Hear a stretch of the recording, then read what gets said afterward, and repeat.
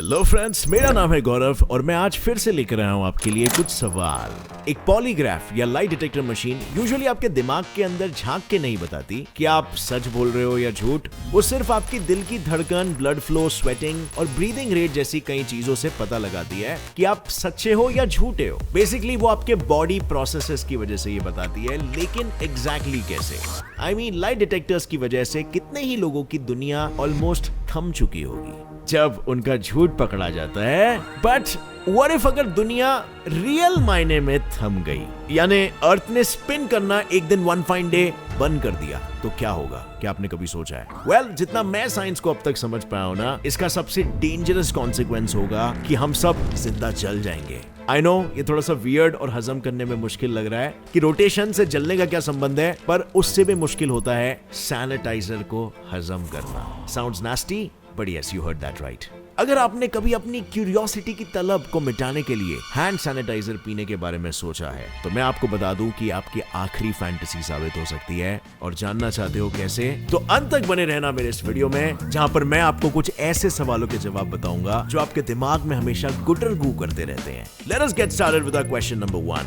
आज के इस वीडियो का सबसे पहला सवाल है, how does a light detector work? साल 1921 के दौरान बर्कली, कैलिफोर्निया में ऑगस्ट वॉल्मर नाम के एक पुलिस चीफ को अपॉइंट किया गया था, जिसने अपने पुलिस ऑफिसर्स को कानून का पालन करने सिखाने के लिए पुलिस ऑफिसर जॉन लार्सन के साथ मिलकर एक मशीन इजाद की, जो बेसिकली सिस्टोलिक ब्लड प्रेशर में होने वाले चेंजेस के आधार पर कोई सच बोल रहा है या झूठ, ये पता लगाती थी। अब ये आप खुद भी अंदाजा लगा सकते हो कि सिर्फ एक पैरामीटर के आधार पर किसी को झूठा डिक्लेयर करना बेवकूफी हो सकती है, क्योंकि हो सकता है ना उसकी बॉडी में कुछ और चेंजेस उसी वक्त हो रहे हो कोइंसिडेंटली। इसीलिए मॉडर्न लाइट डिटेक्टर मशीन्स अनगिनत सेंसर्स और इलेक्ट्रोड्स की मदद से ब्लड प्रेशर के अलावा breathing rate, body movement, perspiration यानी पसीने आना एंड इवन ब्लड फ्लो जैसे कई अन्य पैरामीटर्स को भी नापती है और उनमें आने वाले चेंजेस को ग्राफ्स के रूप में एक पेपर पर छाप देती है। इसीलिए इस मशीन को पॉलीग्राफ मशीन भी कहा जाता है, जिसमें पॉली का मतलब होता है मल्टीपल। लेकिन यहाँ एक सवाल उठता है कि हर इंसान की हार्ट बीट, ब्रीदिंग रेट या ब्लड प्रेशर किसी मेडिकल कंडीशन की वजह से भी कम ज्यादा हो सकती है। तो फिर ये डिसाइड कैसे किया जाता है कि कौन सी रीडिंग सही है और कौन सी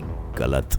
इसीलिए क्यों ना इसे समझने के लिए पूरे टेस्ट को ही थोड़ा डिटेल में समझ लिया जाए। पूरा पॉलीग्राफ टेस्ट यूजुअली तकरीबन 2 से 3 घंटे तक चलता है और 4 स्टेजेस में बटा हुआ होता है: pre test, practice test, main test और post test interview. Pre test के दौरान करीब 1 घंटे तक टेस्ट सब्जेक्ट को ऐसे सवाल पूछे जाते हैं जिससे वो बाकी डायरेक्शंस को छोड़कर सिर्फ उन्हीं चीजों पर फोकस करे जिनके बारे में आगे मेन टेस्ट में पूछा जाने वाला है। फिर प्रैक्टिस टेस्ट के दौरान टेस्ट सब्जेक्ट को डायरेक्ट स्ट्रेट फॉरवर्ड सवाल पूछे जाते हैं, again based on simple topics जिनके बारे में आगे पूछा जाने वाला है। और इस टेस्ट से बेसिकली टेस्ट सब्जेक्ट को रिलैक्स करवाया जाता है ताकि स्ट्रेस की वजह से फॉल्स पॉजिटिव रीडिंग्स ना आए। एक बार जब सब्जेक्ट एकदम कंफर्टेबल हो जाता है, तब शुरू होता है मेन टेस्ट, जिसमें उसके बॉडी से सारे सेंसर्स अटैच किए जाते हैं। जी हाँ, ऐसा नहीं है कि पूरे 2-3 घंटे तक वो सेंसर्स अटैच रहते हैं, उनको सिर्फ मेन टेस्ट के दौरान ही अटैच किया जाता है, जो सिर्फ 15 से 20 मिनट तक ही चलता है। इस मेन टेस्ट को 2 राउंड्स में कंडक्ट किया जाता है, पहला कंट्रोल और दूसरा की। कंट्रोल राउंड के दौरान उस इंसान को काफी बेसिक क्वेश्चंस पूछे जाते हैं जिससे उसके नॉर्मल रीडिंग्स रिकॉर्ड हो, और फिर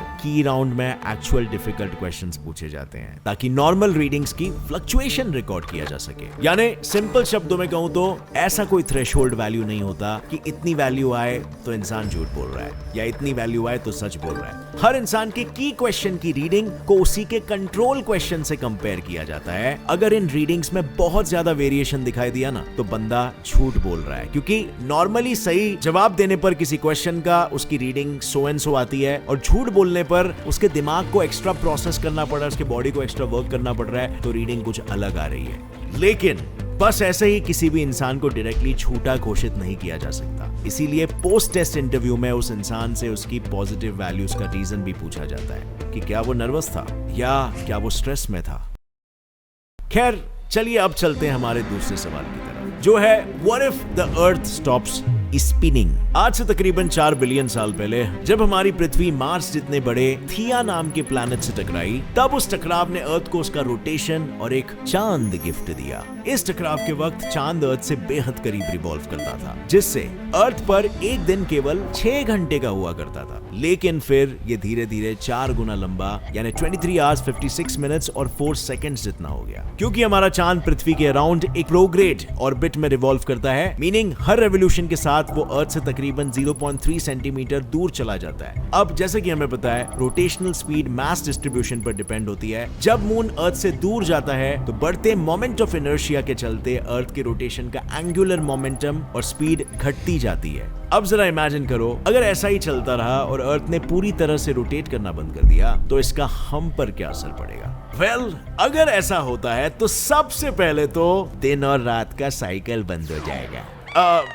ऐसे मत देखो, स्क्रीन पर जूते फेंककर मारने की जरूरत नहीं है, अभी आंसर कंप्लीट नहीं हुआ है। जैसे ही अर्थ स्पिन करना बंद कर देगा, सबसे पहले नॉर्दर्न और सदर्न हेमिस्फीयर के सभी देश एक बड़ी सुनामी के चलते समुद्र के नीचे समा जाएंगे, क्योंकि जब तक अर्थ स्पिन कर रहा था तब तक सेंट्रीफ्यूगल फोर्स के चलते ओशियंस का ज्यादातर पानी इक्वेटर की तरफ ही एक्यूमुलेटेड था। लेकिन अब जब उसने टाइम प्लीज बोल के पॉज ले लिया तो इक्वेटर और उसके आसपास के इलाके सूख जाएंगे, जिसकी वजह से इंडिया को अपने सारे शिप्स और सबमरीन्स को चलाने के लिए उनमें पहिए लगाने पड़ेंगे। इस सब के अलावा जो दूसरा सबसे बड़ा कॉन्सिक्वेंस हमको झेलना पड़ेगा ना, वो है सीजनल साइकिल्स का डिस्ट्रप्शन।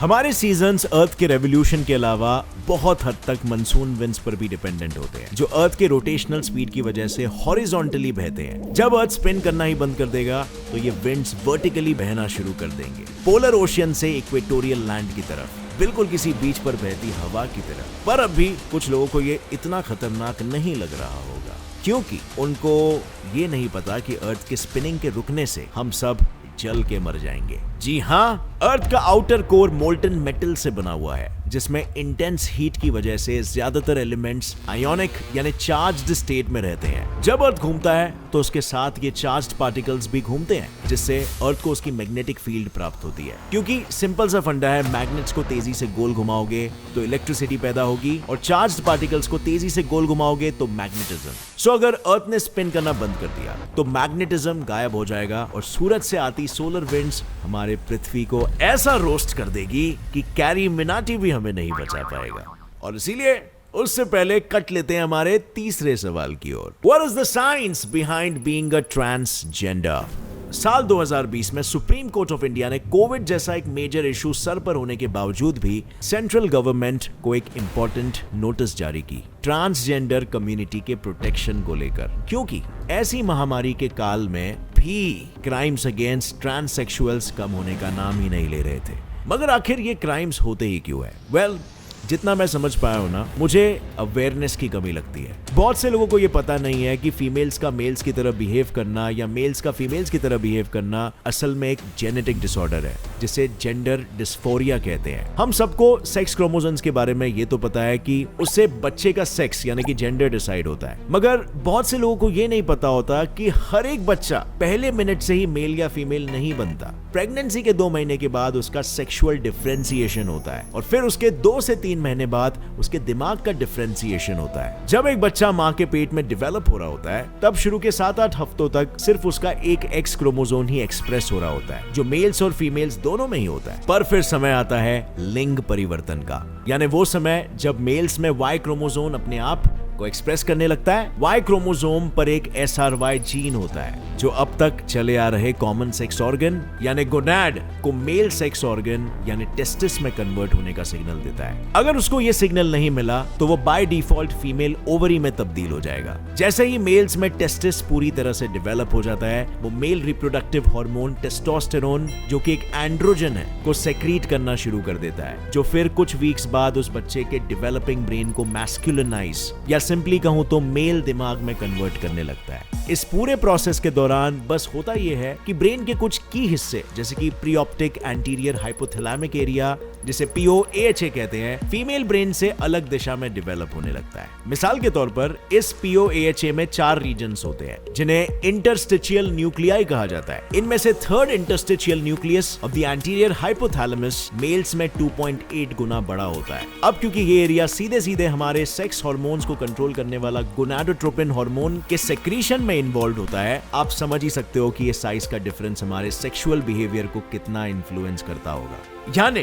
जरा सोचो, अगर 2 महीने बाद गोनाड कन्वर्ट हुआ टेस्टिस में, लेकिन उस टेस्टिस ने इतना टेस्टोस्टेरॉन सेक्रीट ही नहीं किया कि ब्रेन को सिग्नल दे सके, तो उस ब्रेन का INAH3 लड़की के ब्रेन की तरह छोटा ही रह जाएगा और वो इंसान दिमाग से एक फीमेल की तरह बिहेव करने लगेगा। सिमिलरली माँ की बॉडी प्रेगनेंसी के वक्त कुछ अमाउंट में टेस्टोस्टेरॉन भी सेक्रीट करती है ताकि प्रेगनेंसी के वक्त उसे स्ट्रेंथ मिले। अगर ये टेस्टोस्टेरॉन ज्यादा सेक्रीट हुआ तो फीमेल बेबी के ब्रेन को भी इन्फ्लुएंस कर सकता है और उसके INAH3 को मेल ब्रेन जितना बड़ा बना सकता है, जिससे वो मेल जैसे बिहेव करने लगेगी और इसीलिए हमें कुछ टॉम बॉयज टाइप की लड़कियां दिखती है। सो यहाँ पर की रोल प्ले करता है टेस्टोस्टेरॉन एंड्रोजन हार्मोन, जिसका ज्यादा होना या कम होना ये डिसाइड करता है कि एक बच्चे का मैस्कुलिन बिहेवियर ज्यादा होगा या फेमिनिन बिहेवियर। और खैर इस पर एक और एक्सटेंसिव रिसर्च होना बाकी है, बट गाइस इसमें ट्रांससेक्सुअल्स या गेज या लेस्बियंस की क्या गलती है कि वो अपने आप में ही काफी यूनिक है। आई मीन सोसाइटी को थोड़ा सा सोचना चाहिए और किसी भी इंसान को एक डीपर लेवल पे समझने की कोशिश करनी चाहिए, बस सुपरफिशियली जज करके किसी को भी आउटकास्ट नहीं कर देना चाहिए। That is narrow mindedness. Number 4, आज का हमारा आखिरी सवाल है, what if you drink sanitiser? Last year June 2020 में यूएस के food and drug administration FDA ने एक वार्निंग जारी की, जिसके अनुसार बहुत सारे हैंड सैनिटाइजर मैन्युफैक्चरर्स अपने सैनिटाइजर्स में मेथनॉल ऐड कर रहे हैं, जबकि वो एक टॉक्सिक अल्कोहल होता है और लोगों को कोमा या फुल स्टॉप में डाल सकता है। पर क्या हो अगर हम सस्ते नशे के तौर पर बिना मेथनॉल वाला सैनिटाइजर पिए, वो भी कम क्वांटिटी में? वेल, सबसे पहले मैं ये बता दूं कि ये बिल्कुल ही डेंजरस है और आप निहायती बेवकूफ होगे अगर आपने इसे अपने घर पे ट्राई किया तो। सो मेरे तरफ से it's a strict warning, please do not try this at home, it can be very risky. Let's find out. देखो, हैंड सैनिटाइजर्स में जनरली एटलीस्ट 60% से ज्यादा कंसंट्रेशन वाला एथेनॉल होता है या 70% से ज्यादा कंसंट्रेशन वाला आइसोप्रोपेनॉल। अब वैसे तो हम नॉर्मली जो पौवा चढ़ाते हैं ना, फिर चाहे वो किसी भी ब्रांड की हो, उसमें भी एथेनॉल ही होता है एज अल्कोहल, मगर उसका कंसंट्रेशन हैंड सैनिटाइजर में मौजूद एथेनॉल से कम होता है। मिसाल के तौर पर जो हमारी देसी दारू होती है उसमें सिर्फ 28.5% एथेनॉल होता है, यानी सैनिटाइजर का आधा। फिर भी उसे पीने से कैसे लोग जन्नत की सैर कराते हैं, ये मेरे समझ के बाहर है। तो सोचो, हैंड सैनिटाइजर को पीने से क्या होगा? अल्कोहल एक ऑर्गेनिक सॉल्वेंट की तरह काम करता है और सेल मेम्ब्रेन्स में मौजूद लिपिड कंटेंट को इजीली अपने अंदर डिसॉल्व कर लेता है, जिससे सेल्स लीक होने लगते हैं और इवेंचुअली मर जाते हैं। इसीलिए जब भी हम किसी भी रूप में मेथनॉल, एथेनॉल या कोई भी अल्कोहल को कंज्यूम करते हैं तो हमारी बॉडी उसको अनगिनत तरीकों से शरीर से बाहर निकालने की कोशिश करने लगती है। एग्जाम्पल के लिए बाय उल्टी, पेशाब या पसीना। मगर लिवर एक ऐसा ऑर्गन है जिसका मेन काम ही होता है ब्लड को प्यूरिफाई करना, और इसीलिए लिवर अल्कोहल डिहाइड्रोजनेस ADH और एल्डिहाइड डिहाइड्रोजनेस ALDH नाम के 2 एंजाइम्स की मदद से इस अल्कोहल को ऑक्सीडाइज करके लेस टॉक्सिक एसिटिक एसिड में कन्वर्ट करने लगता है, उसे निकालने के लिए अपने शरीर से। अगर वो ये कर पाया तो ठीक, नहीं तो खून के रास्ते ये अल्कोहल के मॉलिक्यूल्स पहुंच जाते हैं ब्रेन तक और सभी न्यूरोट्रांसमीटर मॉलिक्यूल्स के साथ रिएक्ट करके उन्हें ब्लॉक करना शुरू कर देते हैं, जिससे दिमाग अपने आप से बाहर होने लगता है। यानी अगर हमने हैंड सैनिटाइजर जितना कॉन्सेंट्रेटेड अल्कोहल पिया तो ब्रेन और लिवर धीरे धीरे परमानेंटली डैमेज होने लगेंगे और हमारी बॉडी झटके मारते हुए कोमा स्टेट में चली जाएगी, जिसमें अब फिर से उठोगे कि नहीं इसकी कोई गारंटी नहीं है। और इसीलिए उससे पहले मेरे एक सवाल का जवाब देते जाना, चांद पर रहने का कितना खर्चा हो सकता है? मुझे एग्जैक्टली बताना, क्योंकि इस सवाल का जवाब मैं आपको अगले एपिसोड में बताऊंगा। अगर आपके पास इसका जवाब है तो नीचे कमेंट सेक्शन में बताना, और इस वीडियो से कुछ भी नया सीखने मिला तो एक लाइक जरूर ठोकना। Get set fly science channel को अभी सब्सक्राइब कर लो भाई, क्योंकि ऐसे नॉलेजेबल वीडियोस देखकर ही तो आप में क्यूरियोसिटी जगेगी और आपका नॉलेज बढ़ेगा। With that said, as always stay curious, keep learning and keep growing. जय हिंद।